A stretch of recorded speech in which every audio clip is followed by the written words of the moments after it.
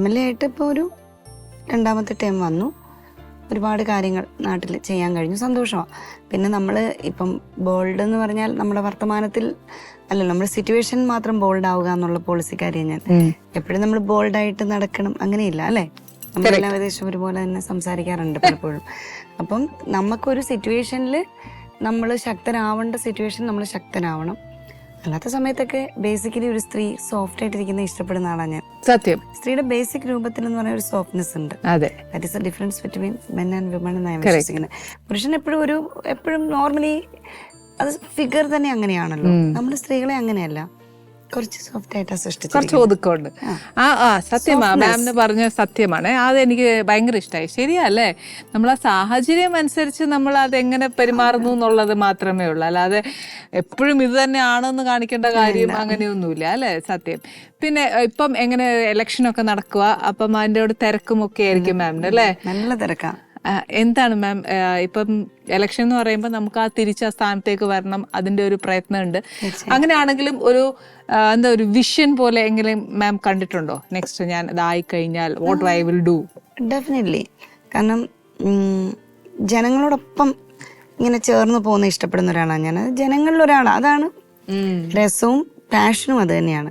പിന്നെ ഇലക്ഷൻ മാത്രമല്ല, ഇലക്ഷൻ അല്ലാത്തപ്പോഴും ഒരു 12 hours ഡെയിലി മണ്ഡലത്തിലുള്ള ദിവസം വർക്ക് ചെയ്യുന്നവരാ. 12 hours രാവിലെ 9 മണിക്ക് തുടങ്ങിയ രാത്രി 9 മണി കഴിയും പലപ്പോഴും അന്നത്തെ പ്രോഗ്രാംസ് തീരാനായിട്ട്. ഉച്ചയ്ക്ക് ഒരു ലഞ്ചിന് ചിലപ്പോൾ അതും താമസിക്കും. ആ ഒരു റുട്ടീനിൽ പോകുന്ന, അപ്പം അതൊക്കെ അങ്ങ് ശീലമായി. പിന്നെ ഇൻഫ്രാസ്ട്രക്ചർ ഡെവലപ്മെന്റിൽ ഒത്തിരി മുന്നിലാവാൻ നമ്മുടെ മണ്ഡലത്തിന് കഴിഞ്ഞിട്ടുണ്ട്.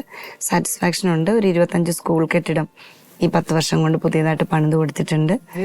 പിന്നെ ഹൈടെക് ലാബ് സംവിധാനങ്ങൾ, പിന്നെ സ്ത്രീകൾക്ക് വേണ്ടിയിട്ടുള്ള ഒരുപാട് പല സ്ഥലങ്ങളിലും റെസ്റ്റ് റൂംസ്. പിന്നെ ഇപ്പോൾ എനിക്ക് ഏറ്റവും സന്തോഷം എൻ്റെ KSRTC 60 വർഷത്തെ പരിശ്രമമാണെന്ന് പറയുന്ന കേൾക്കാം. ഞാൻ മറ്റേ 10 years ആയിട്ട് പരിശ്രമിക്കുന്നുണ്ട്.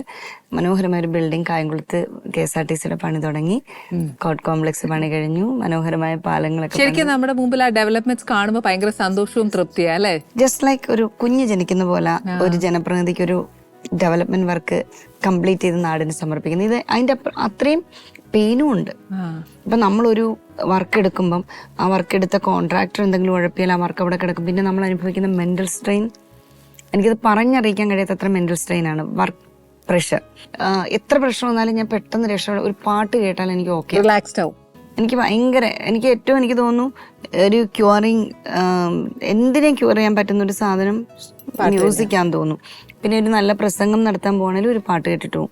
അപ്പൊ നമുക്ക് നല്ല പോയിന്റ്സ് ഒക്കെ ഇങ്ങനെ നമുക്ക് റിലാക്സ് ചെയ്തിരിക്കുന്ന സമയത്ത് നമുക്ക് തിങ്ക് ചെയ്യാനുള്ള ഡെപ്പോസിറ്റഡ് ആയിരിക്കുമല്ലോ വേർഡ്സ് ഒക്കെ. എന്നാൽ എക്സ്പീരിയൻസ് 10-20 വർഷത്തെ എക്സ്പീരിയൻസ് ആകുമ്പോൾ നമുക്ക് ആ ഡെപ്പോസിറ്റഡ് വേർഡ്സ് ആയിരിക്കും. അപ്പൊ അത് നമുക്ക് ആ ഇത് കഴിയുമ്പം കറക്റ്റായിട്ട് ഇങ്ങനെ വരും. അപ്പം അത് ഭയങ്കര സാറ്റിസ്ഫാക്ഷൻ ആണ്.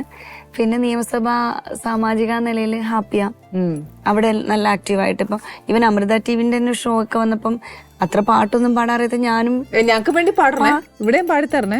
അത് ഞങ്ങൾ എന്തായാലും പാടിക്കാതെ വിടും. 17 വർഷമായില്ലേ ഷോ, മുന്നോട്ട് പോകണ്ടേ ഇനി? അതല്ല മാം വന്ന് പാടിയ എന്റെ ഷോ നിൽക്കത്തില്ല. എന്റെ പ്രേക്ഷകർ പറയും അയ്യോ അത് കേൾക്കാൻ നല്ല രസമായിരുന്നല്ലോ എന്ന് പറയും. ആനീസ് കിച്ചണിൽ കൂടെ അത് കേൾക്കാൻ പറ്റിയല്ലോ എന്നേ പറയത്തുള്ളൂ, വേറെ എവിടെയും പറയത്തില്ല. അത് ശരിക്കും മാമിന്റെ ഇപ്പൊ ഈ സ്ട്രഗിൾ പെയിൻ എല്ലാം ഉണ്ട്. അല്ലെങ്കിൽ നമ്മൾ അത് ഒരു ആസ് എൻ MLA, പക്ഷെ ഇതിനകത്ത് രാഷ്ട്രീയത്തിൽ നമ്മളൊരു സ്ത്രീക്ക് വരുന്ന ഒരു വെല്ലുവിളി അല്ലെ ചാലഞ്ചസ് ഒക്കെ എന്തായിരിക്കും? അങ്ങനെ ഉണ്ടോ? ഈ കാലത്ത് സ്ത്രീക്കും പുരുഷനും ഒക്കെ ചാലഞ്ചസ് ആണ്. കാരണം ഈ സോഷ്യൽ മീഡിയയുടെ അതിപ്രസരം, ആർക്കും ആരെയും എന്തും പറയാം എന്നുള്ള, അതായത് ഒരു കടിഞ്ഞാണും ഇല്ലല്ലോ. പിന്നെ ഈ ഫേസ് ഇല്ലാതെ വന്നിരിക്കുന്നവർ, ഫേസ് ഇല്ല, പിന്നെ അവരവരുടെ പ്രൊഫൈൽ ബ്ലോക്ക് ചെയ്ത് വെച്ചിട്ട് ആൾക്കാരെ ചീത്ത വിളിക്കുന്നത്, അങ്ങനെയൊക്കെ ഒത്തിരി പേരുണ്ട്. പിന്നെ അവർക്ക് പറയേണ്ടത് പലരിലൂടെ പറയിപ്പിക്കാൻ ശ്രമിക്കുന്നവർ, ഇതെല്ലാം നമ്മളെ സംബന്ധിച്ച്. പിന്നെ നല്ലത് പറയുന്നതിനേക്കാൾ കൂടുതൽ മോശം ക്യാമ്പയിൻ ഉണ്ടാക്കി, നെഗറ്റീവ് ക്യാമ്പയിൻ, നെഗറ്റീവ് പബ്ലിസിറ്റി ഉണ്ടാക്കാൻ ശ്രമിക്കുന്നത്, അതൊക്കെ ഈ കാലത്ത് പൊളിറ്റീഷ്യൻസ് അല്ല എല്ലാ മേഖലയിലുള്ള മനുഷ്യർ അനുഭവിക്കുന്ന ഒരു പ്രശ്നം തന്നെയാണ്. അതിനൊക്കെ ഒരു കൺട്രോളൊക്കെ വരുന്നത് നല്ലതാണ്. നമുക്കതൊരു നിയമം പോലെ ആക്കുവോ, അല്ലെങ്കിൽ ഒരാളെ ഒരു മാനസികമായിട്ട് തകർക്കുക എന്ന് പറയുന്ന സംതിങ് ഡെഫിനറ്റ്ലി. ഇപ്പം നമ്മൾ നോക്കുമ്പോൾ ഇപ്പം കേരളത്തിലെ CM-നെ അടക്കം ചില സമയത്ത് സോഷ്യൽ മീഡിയയിലൂടെ അറ്റാക്ക് ചെയ്യുന്ന കാണുമ്പോൾ നമുക്ക് സങ്കടം വരും. കാരണം അവരൊക്കെ ബോൾഡായിട്ടുള്ള മനുഷ്യരാണ്, പക്ഷേ അവരുടെ വീട്ടിലും മനുഷ്യരില്ലേ, കൊച്ചുകുട്ടികളില്ലേ, കാണില്ലേ, ഇതൊക്കെ ഞാൻ ചിന്തിക്കാറുണ്ട്. നമ്മളെയൊക്കെ തന്നെ അങ്ങനെ പലപ്പോഴും അറ്റാക്ക്. പക്ഷെ അതാരും ജെനുവിനായ മുഖമുള്ള മനുഷ്യരല്ല. അതൊക്കെ ഇൻവിസിബിൾ ആണ്. അപ്പൊ ഇൻവിസിബിളിനെ നമ്മൾ നോക്കണോ വേണ്ടയോ എന്നൊരു ക്വസ്റ്റ്യൻ കൂടെ ഉണ്ട്. വേണമെങ്കിൽ നമുക്ക് ലിവ് ഇറ്റ്, പോട്ടെ എന്ന് കരുതാം.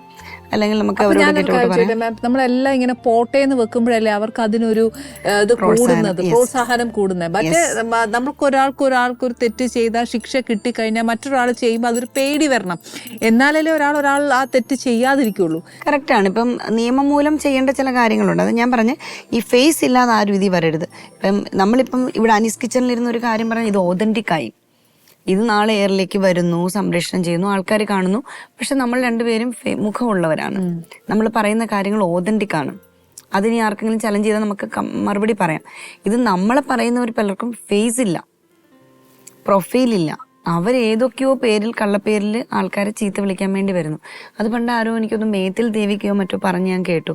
പണ്ട് ഈ ബാത്റൂമിലൊക്കെ ആൾക്കാരിങ്ങനെ അഴുക്കൊക്കെ എഴുതി വെക്കുമായിരുന്നു. അതിപ്പോ എഴുതാൻ പറ്റാത്തവര് ഒത്തിരി ചീത്തയും മോശമായിട്ട് ഈ സോഷ്യൽ മീഡിയയിലൊക്കെ വന്ന് ചീത്ത പറയാറുണ്ടെന്ന് കേട്ടോ. എനിക്ക് അത് ഭയങ്കര ഇഷ്ടം തോന്നിയ ഒരു സെന്റൻസാണ്. ഞാനതിങ്ങനെ ഇടയ്ക്ക് ഓർക്കാറുണ്ട്. മേ ബി അവരെ അവരുടെ വഴിക്ക് വേണേൽ നമുക്ക് വെക്കാം. എല്ലാം വായിച്ച് കളയാനോ എല്ലായിടത്തും എഴുതരുന്നോ ഒന്നും പറഞ്ഞ് ഇവരുടെ പുറകെ നടക്കാൻ നമുക്ക് നേരമില്ലല്ലോ. പക്ഷെ ഗുഡ് എക്സ്പീരിയൻസ് ഒരുപാട് കിട്ടാറുണ്ട്.